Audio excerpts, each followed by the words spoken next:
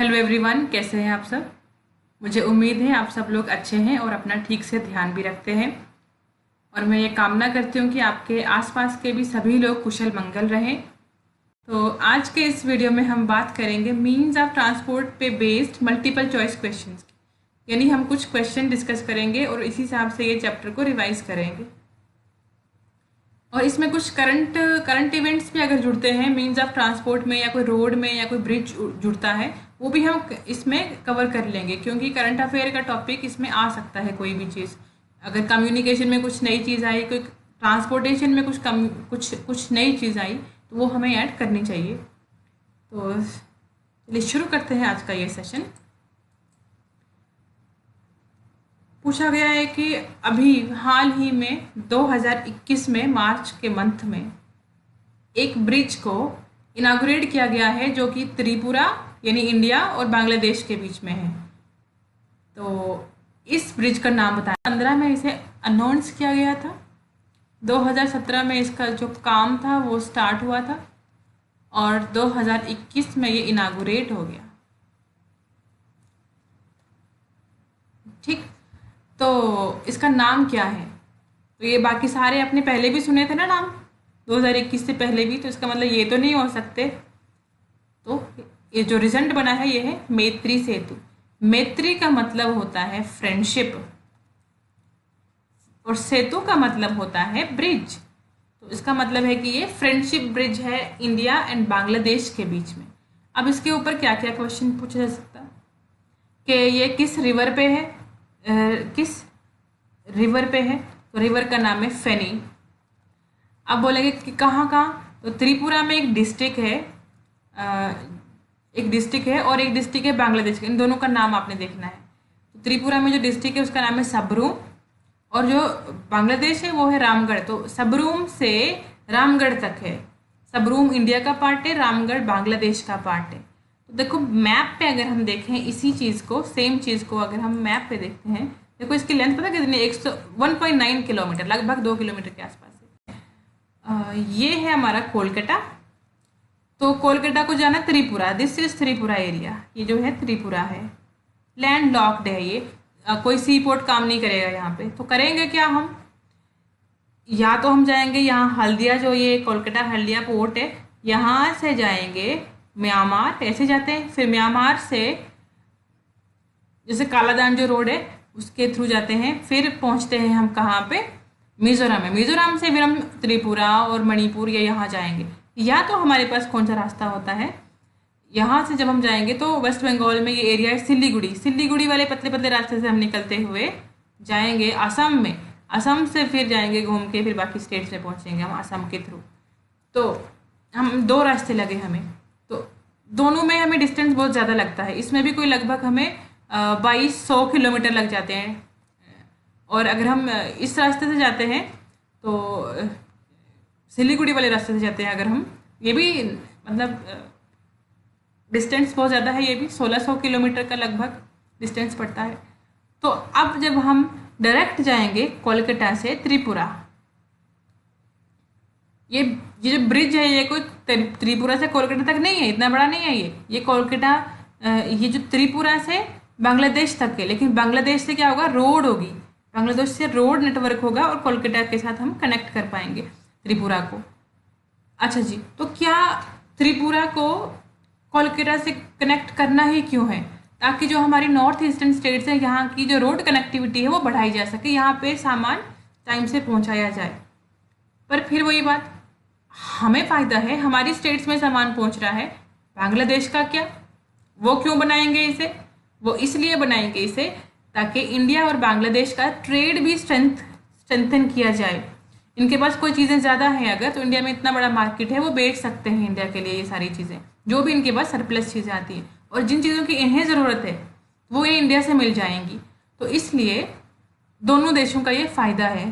कोई भी दो देश जब कोई कुछ भी बाइलेटरल कुछ समझौता करते हैं या कुछ भी प्रोजेक्ट शुरू करते हैं तो उसमें दोनों का ही फ़ायदा होता है।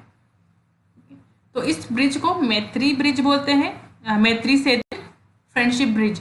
और इसका एक और नाम भी है गेटवे ऑफ नॉर्थ ईस्ट, क्योंकि नॉर्थ ईस्ट के लिए जाने के लिए ये अच्छा रास्ता है। ठीक है। और त्रिपुरा से बांग्लादेश होगा तब भी ठीक है, त्रिपुरा से रामगढ़ लिखा होगा तब भी ठीक है, सबरूम से रामगढ़ लिखा होगा तब भी ठीक है, इंडिया टू बांग्लादेश लिखा होगा तब भी ठीक है, क्योंकि इंडिया की ही तो स्टेट है त्रिपुरा। ठीक है, तो India and Bangladesh, between India and Bangladesh लिख सकते हैं तब भी चलेगा। तो आपका आंसर वही होना चाहिए, Maitri Setu. Okay, question number 2 is pipeline किसके लिए यूज की जाती है भाई? तो आप खुद सोचो, कोल तो सॉलिड पाइप से बहेगा नहीं, वुड भी नहीं बहती, तो आंसर एक ही होगा, ऑयल। जो बहने वाली चीज़ है वही पाइप से आप ट्रांसफर कर सकते हो।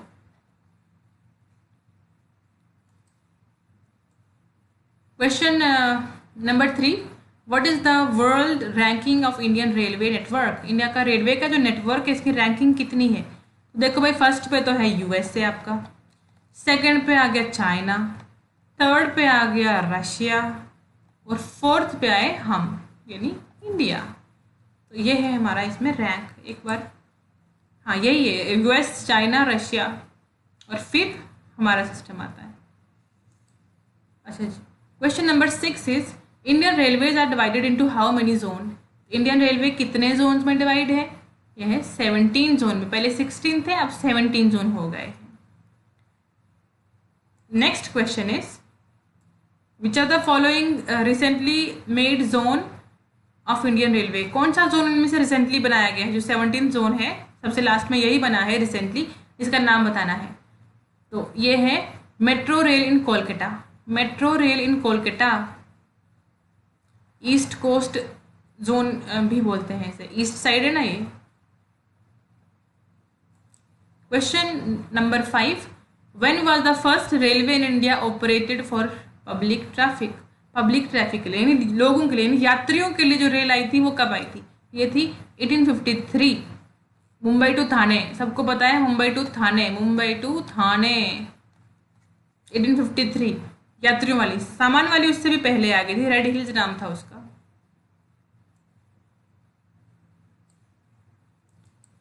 Question number 7 is which are the following railway is not recognized by UNESCO world heritage site?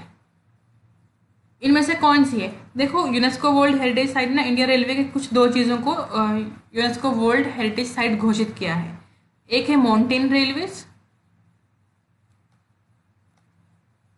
और दूसरा कौन है? Chhatrapati Shivaji terminal, CST। कहाँ पे है ये? महाराष्ट्र में, महाराष्ट्र, ओके, महाराष्ट्र।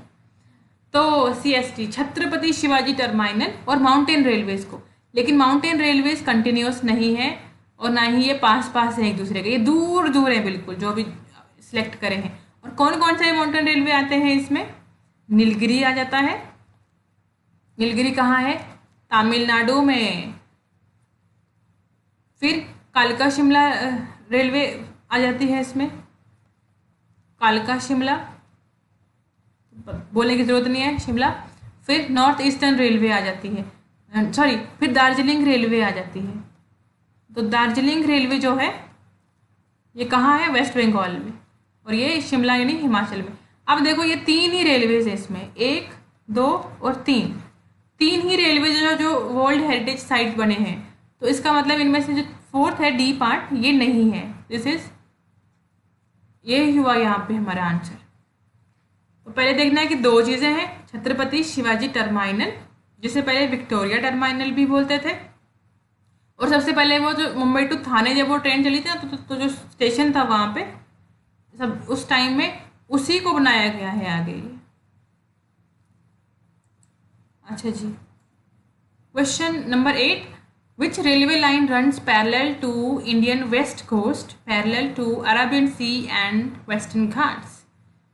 ये रही पेनिनसुलर इंडिया, ये रही वेस्टर्न घाट्स, और ये रहा आपका अराबियन सी।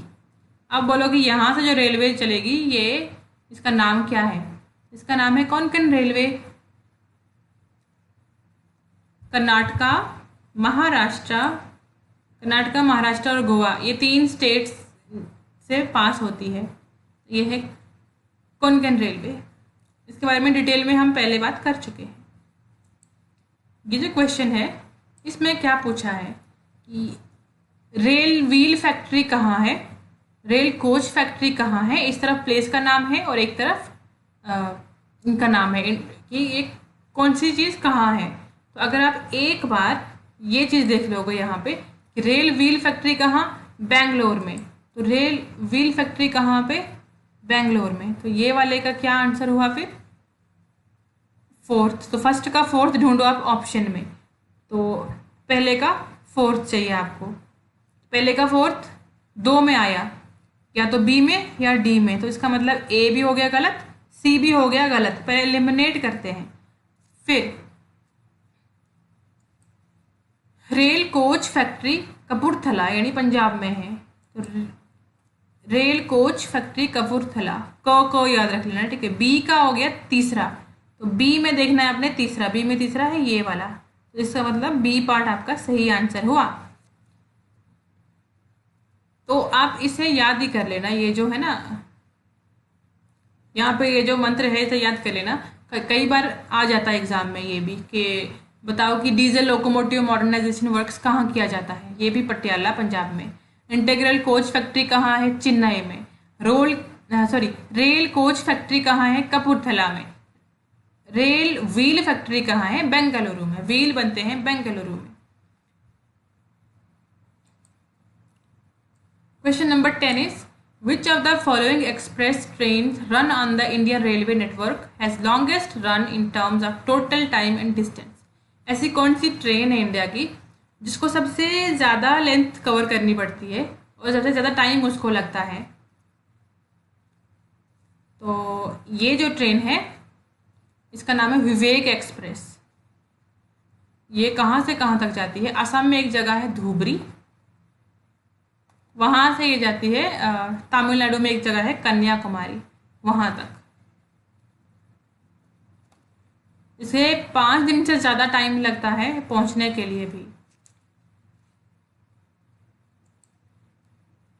9th लॉन्गेस्ट रूट है इसका, पूरी दुनिया में 9th लॉन्गेस्ट रूट है इसका। इंडिया का तो मतलब है लॉन्गेस्ट यही है, लेकिन दुनिया में भी ये लॉन्गेस्ट रूट आता है, 4243 किलोमीटर। तो आज के 10 क्वेश्चन काफ़ी हैं। अगले वीडियो में हम बात करेंगे इसके अलावा और जो इम्पोर्टेंट क्वेश्चन होंगे उनके बारे में। तो तब तक के लिए मैं यही कहना चाहूँगी कि आप अपने घरों में रहें, सुरक्षित रहें, सेफ रहें। और बोलते हैं ना कि हर समय एक जैसा नहीं रहता, अगर अच्छा समय तो जाएगा भी और बुरा समय है वो भी जाएगा। तो ये समय भी अच्छा तो नहीं है लेकिन हमेशा नहीं रहेगा। तो आपको कुछ टाइम के लिए ध्यान रखना है, कुछ समय के लिए खुद को बचा के रखना है और ध्यान रखना है, ध्यान रखना नहीं छोड़ना, अपना ख्याल रखो, केयर करो, प्रिकॉशंस लो, जो भी गाइडलाइंस हैं उन सबको फॉलो करो और खुश रहो, स्वस्थ रहो, उससे इम्यूनिटी भी बढ़ेगी और आप फाइट भी करोगे।